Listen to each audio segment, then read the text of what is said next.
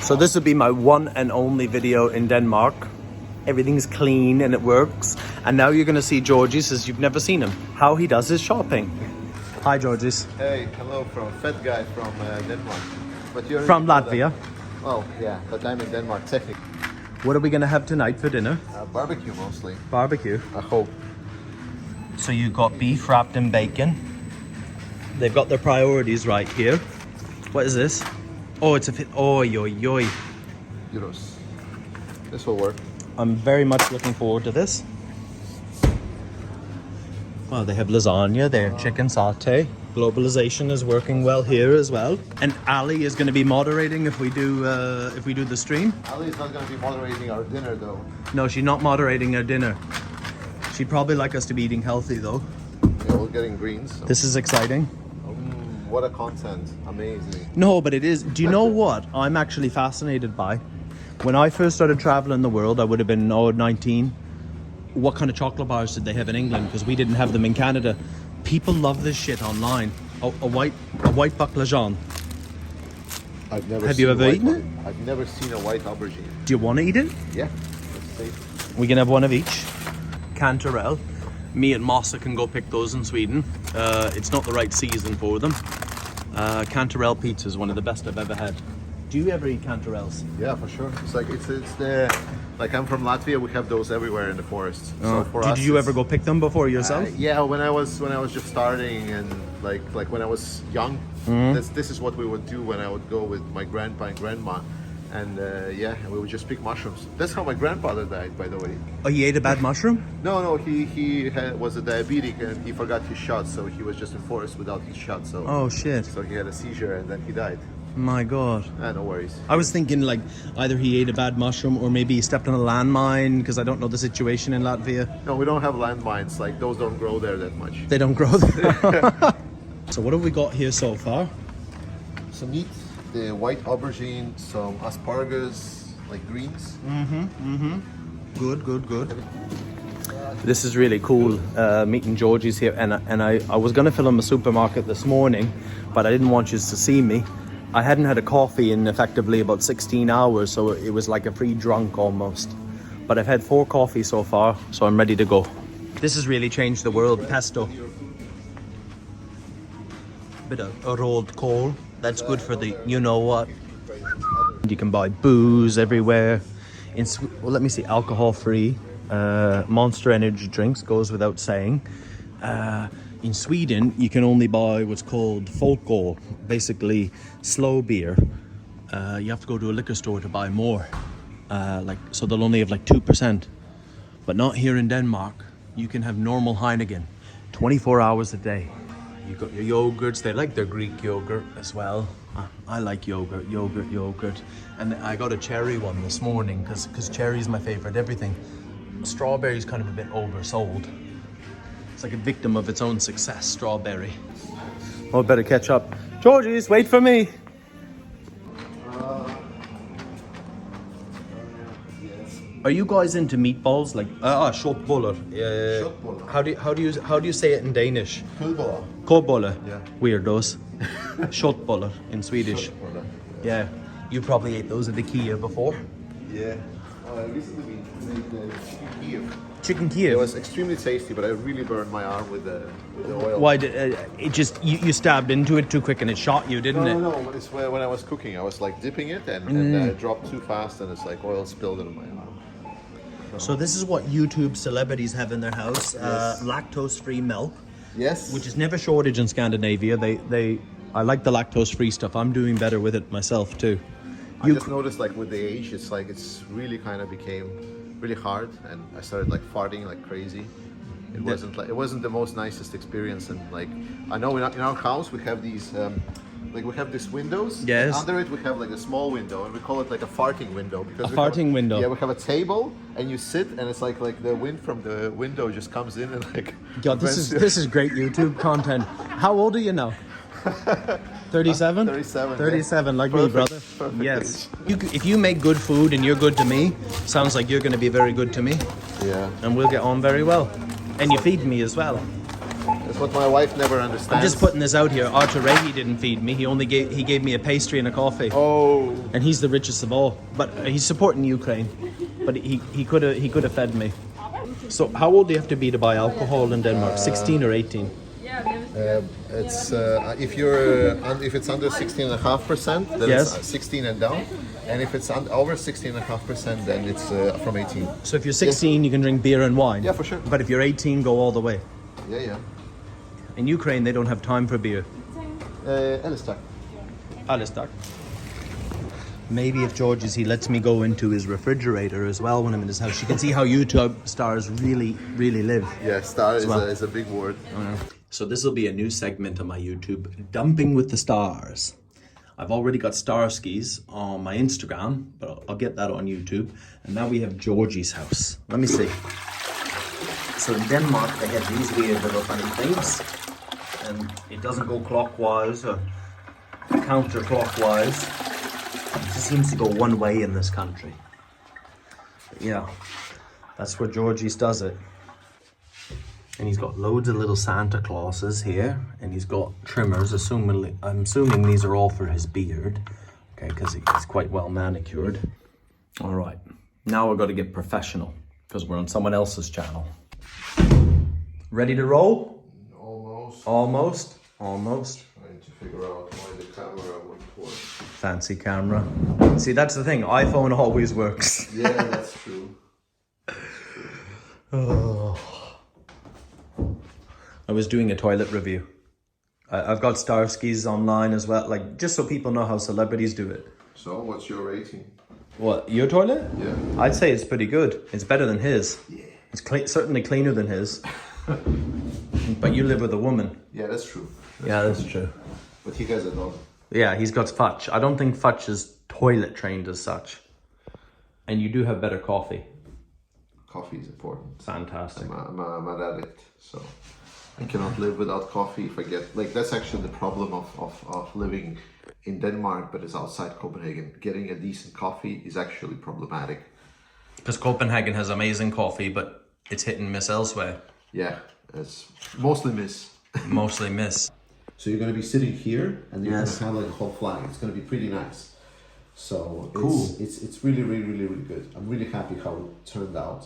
So now it's just a stream. I need to check that the sound is there, and I need to charge these babies up. You professional YouTubers, it's a lot harder of a job. I can say bad words like fuck and just be me, and I get a pass. No. I get a pass for it sometimes. No, I curse like a motherfucker. So Oh, do you? Jeez. yeah. It's hidden secret. This is like YouTube behind the scenes. I'm genuinely excited for this. And that's a natural way of the coals, starting them. Because like usually you would have like some kind of fire underneath. It'd take forever, wouldn't it? No, it wouldn't. But like I'm just too stupid. I forgot. Riga or Latvia. Well, I was born in the Soviets. Like the fun part, because it was still 86, so technically it's still I was born in the country that doesn't exist anymore. But like growing up, I think it was very good. It was very, very confusing to see how the country is discovering itself, like discovering what's the Latvian identity, because we had our freedom, but it was like during the like around 30s, 40s, like 30s mostly, and basically it was very short-lived. So there was no kind of prior experience on what a independent country is and how it operates, and a lot of people were kind of the same. It's like, because the change of Soviets was not only change of the governance, it was change in how do we run the country, because we were back in Europe. We felt very much European, but we were not connected to whole Europe, so we were not part of the Union. We didn't have a lot of relationship. I mean, even countries around Europe didn't know about this. So it was a very interesting journey to see how we went from this post-Soviet state into the Latvian one. And for my personal journey, well, I was growing up very poor. We didn't have a lot. Your brothers and sisters? Yeah. It's like my whole family. My childhood was basically gathering up bottles to get enough money for food. So that was kind of how I got grown up. I got options only later in life, when I started working and studying as well. So Did you know you wanted to study? Like, were you a good student from a kid? Because you went to university. So if you come from a poor place, how did that come to be from teenage years on? Did you apply yourself the whole way, or were you a little much. shit like me? No, well, I mean, like I was shit. I am still shit, but I was always hoping that I can do something. You know, it was always felt that I can do better, and yeah, kind of like that. Like, but it was always about me. Like, how do I want to live, and so on. And kind of that's where, for example, if I pivot to Ukraine and so on, this is where kind of the reality slapped me in the face, especially when I realized that it was like parts of my family, my wife's family, my friends that were there under fire and so on, that it cannot be only me after myself. That I understood that, like, me just trying to focus on myself, on how I'm living, like, do I have a good life on my own, it's not gonna work as well. So, and I felt really guilty that I cannot contribute more to Ukrainian effort at the start of the war and so on.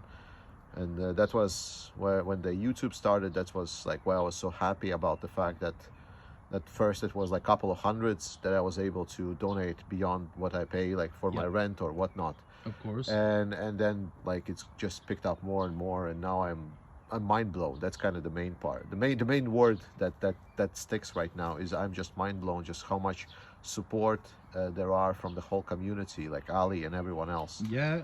It's the crazy part. Well, I mean, your wife is from Chernihiv. Yeah. So right away, of course you were going to be concerned about the war. Tell me a bit though. Your YouTube, how long have you been a YouTuber, a producer, if you will? I think it's in June there will be like a year. Like 1 year. 1 year. And what was the progress like? Like originally, like did you even know it was going to? Obviously, you had no clue it was going to become what it did.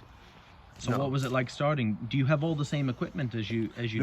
No, not nearly. I was just having my webcam. Yeah. I had my microphone still that was like a old studio microphone that I had because I wanted to have like at some point I wanted to start streaming and stuff and so on, but that was long ago. But I still had the microphone on. I didn't have like a stand or an arm for it, so it was like a little bit like I put it basically in a in a like a glass or where it could stand. Yes. So and I tried to pad the glass so there is no vibration. So I put like tissues inside of a glass to put the microphone in, and that's how I was recording initial videos basically. So it's a webcam and a glass with a microphone in it.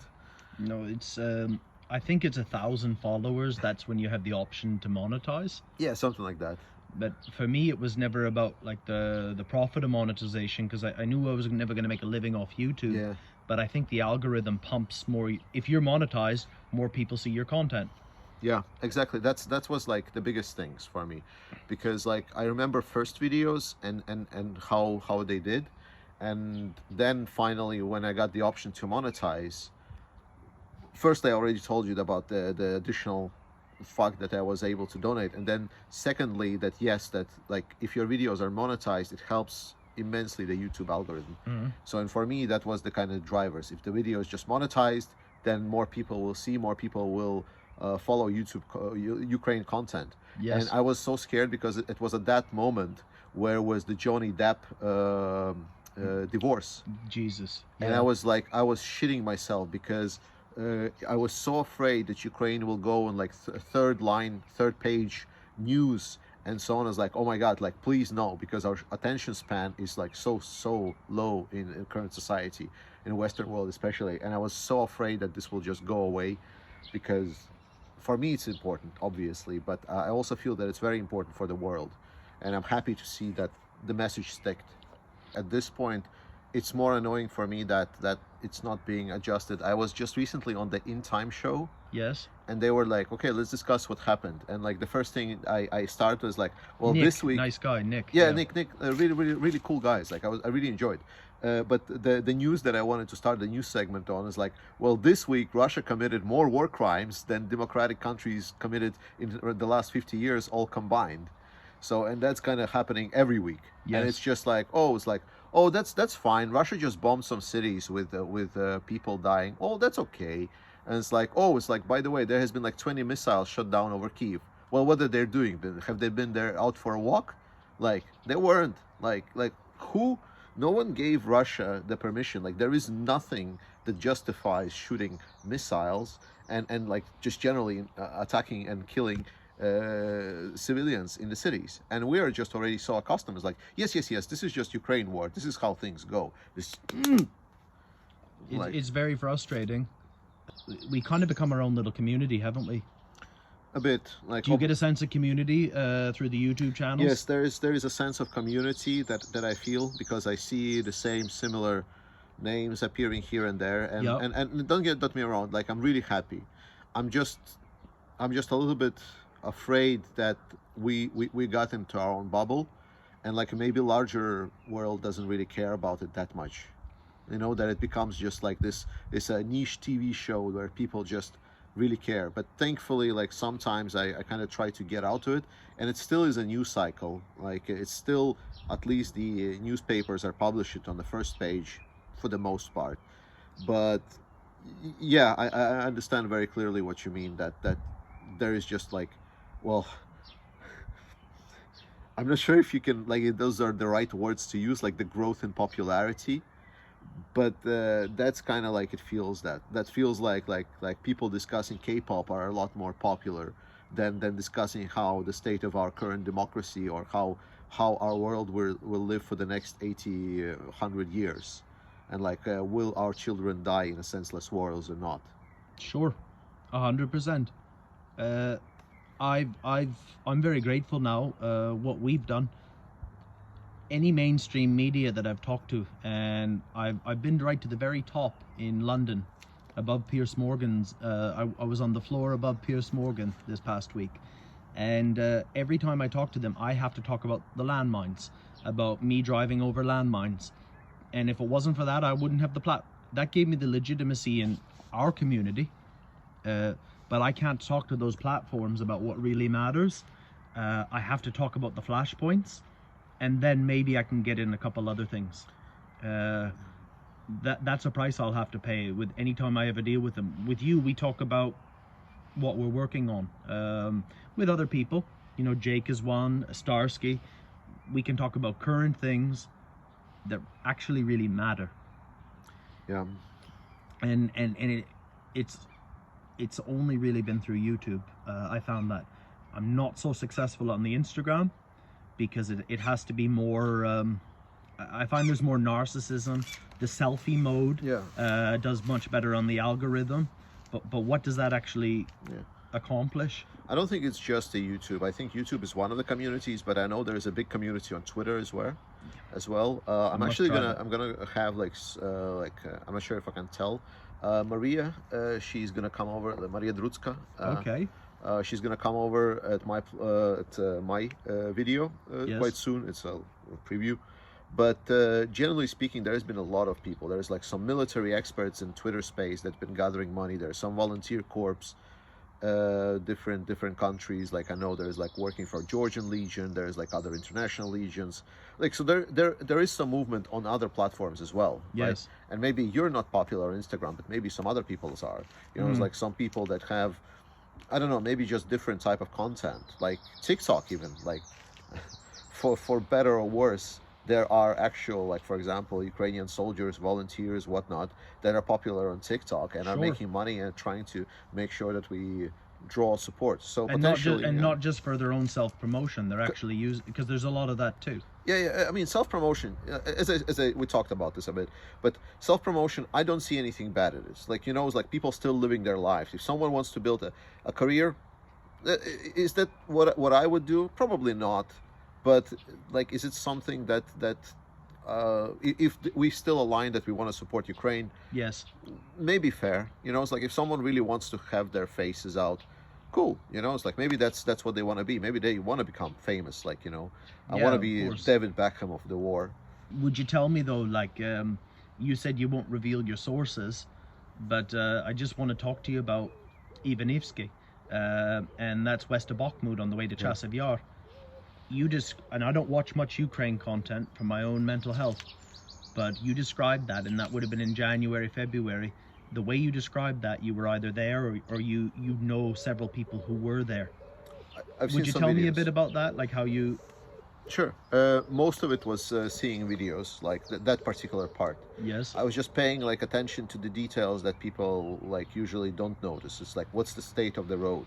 Yes. You know, like I would open a map and I would look at it. Okay, so what's the state of the road? You know, it's like, where is the open positions? Where is the closed one, and so on. It's like, I'm not a big tactical study kind of guy. Sure. But that part kind of became important because at that moment the whole collapse around Bakhmut was already happening.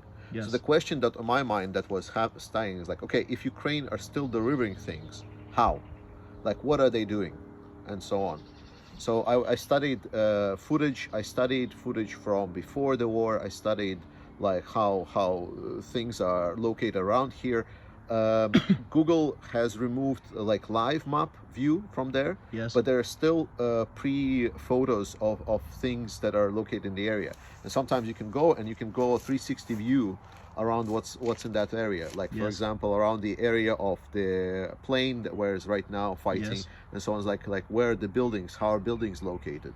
It's like that allows instantly for geography, and I know how Ukrainians roads are. I know, for example, how they look during the mud season, like generally speaking, and so on, and what kind of vehicles like would pass, what kind of vehicles won't pass, and so Sure. on. So from that, I only needed to understand where is the essentially Russian hit zones, like where would they, like, is it the open positions, is it when you're downhill, is it when you're uphill, and so on. And that's been kind of the general perspective how I build that knowledge To many different areas in the world, but that's the one I know that very well. Yeah. When I was with 60th Brigade. you know that much better than I do. Well, no, I lived on the bottom of the hill, by the bridge, and I'd watch the rounds hit the top of the hill. Yeah.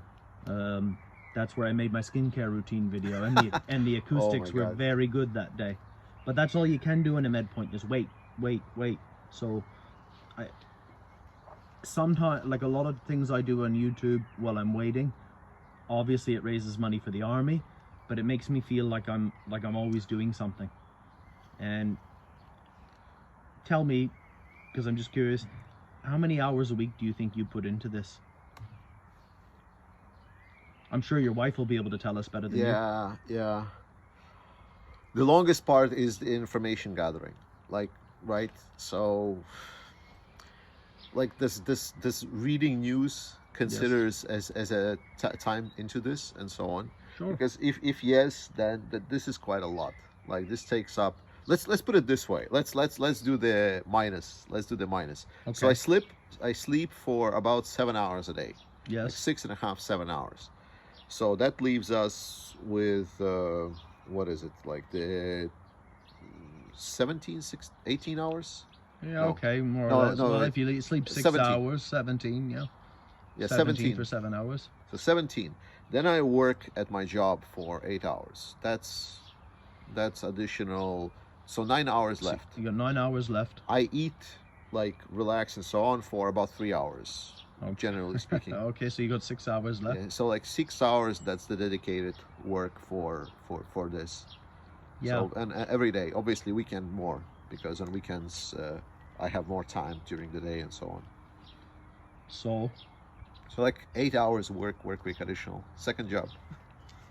what's most interesting to me, strikes me, a man from Latvia marries a woman from Ukraine, and they live in Denmark. Yeah. How did you end up here?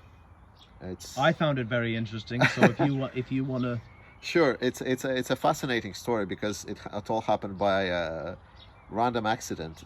So we have a thing in Europe that is called Erasmus. Erasmus is like when you're studying in university, you can go to university in any other country as an exchange program to get kind of the knowledge. You still get the points for your studies, except you do it in the university in a comparable program.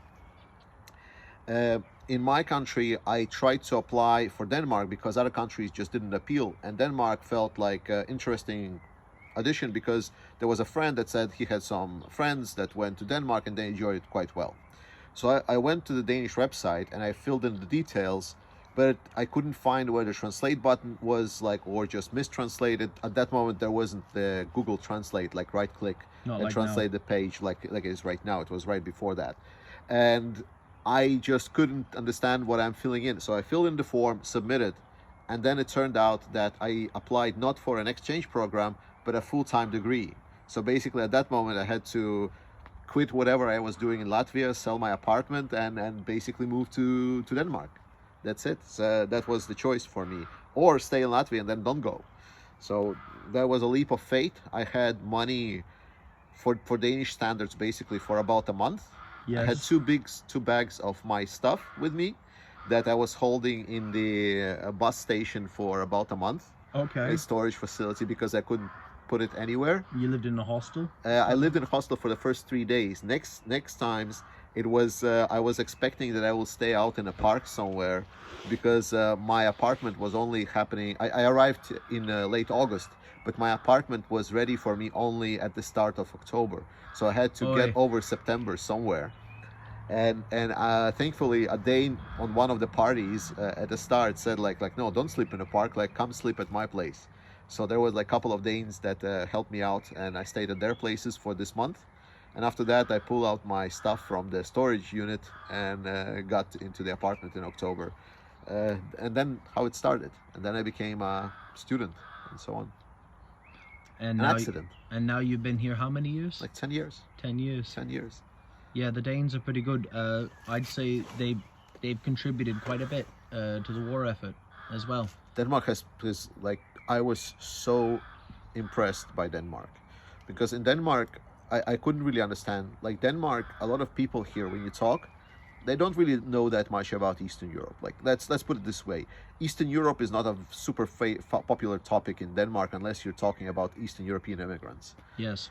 But I was extremely surprised when this happened that Denmark and the society and everyone was just so, it was like a personal insult for a lot of them. I think it's because, a personal opinion, I think it's because that the whole society in Denmark is built on trust.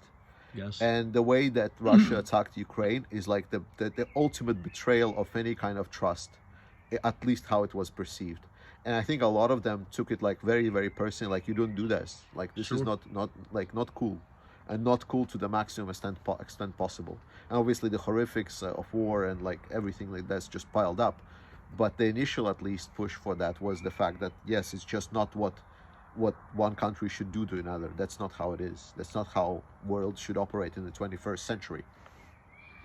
Is there any Danish organizations that help specifically with military aid that are formed by civilian grassroots? There are some. The I don't run a humanitarian channel, Yeah. so I don't really talk There is about like that. a couple of organizations in Denmark that I know, and they're run by big business, Okay. like really, really big business, like super, super, super famous name. The problem is the effort that they're doing, they don't want to disclose it. Okay. Like, so I know for a fact that this is happening, that there is a delivery system, there is a significant contribution from really big companies towards the war effort, but they don't want to disclose it. I don't know why. Despite the Ukraine war, the Ukraine flag being the most corporate, Yes. palatable. I don't. No, I won't talk about that. I'm Yeah. gonna say I compare the flag to pride. Yeah. Nowadays, it is. In a sense, yeah. Like, It's so I mean, like, let's be honest. Like, I know people that watching me. Like, I don't care. Like, I piss off my audience all the time, so I'm gonna piss Yeah. your audience now. But we need to agree that pride by corporations is taken very often as just a nice what is virtue signaling, I believe. the Virtue word. signal, Yeah. cash grab. Yeah, like, because it makes profit. Like, and whenever it's nice for them to support China, they will support China. And whenever it's nice for them to support Pride, they will support Pride. Like, it's corporations. They are like that. So I feel you, and I completely agree with you that a lot of the corporations see Ukrainian flag now and symbolism and support for Ukrainian effort just to kind of check mark it, like we happened recently with, like, for example, the green transition. and so on. Like they do little to no like green substitution, but Yes. they do something for a facade of it, and then they like, oh, look how sustainable we are. Yes, just to tick the box. Correct, like the box ticking, yeah. But this is the world we live in, and I try personally to operate as best as I'm capable in it. Yeah. That's what I like about Donbas. That's the one saving grace there. Zissa keeps it the fuck real. Yeah, Keeping it real, mate. that is true. I just want to thank you for this, and we're gonna eat soon. Yeah, what a pleasure today. I hope we can do more work together. Oh, for sure, absolutely. I'm actually gonna buy a microphone now. Starsky tried to help me with the GoPro, but I fucked that up. But I'm gonna bring my laptop back to Ukraine, and you know, hopefully we can keep in contact sometimes on there, like professionally, and with other people. I don't think maybe 150 euros would be a bad investment. Somebody's recommended a microphone that I might be able to work on my laptop sometimes. Yeah. But I'm just so grateful you invited me here. You're very welcome, Brandon. Like every time. I know we talked about this, that people want you for sensationalism and so on, but like I'm literally like just a human being, just to come over. It's a big pleasure for me. Oh God, you're making me all emotional. Let's turn this camera off. Actually, you haven't fed me yet. Your coffee's good though. Yeah, nice. Thanks, brother. We kiss, but without tongue. Oh, of course. We'll save that for the third collaboration. Third date only. Yeah, third date. I'm like a Ukrainian girl, you know. I'm old school. How's those coals ready? Oh, they're pretty good. All right. Looks nice and red. All right. Thanks, brother. And don't forget, we got to take a picture afterwards for the thumbnail. That's the worst thing I fuck up all the time. You don't have a good thumbnail. Yeah. And then YouTube don't pump you.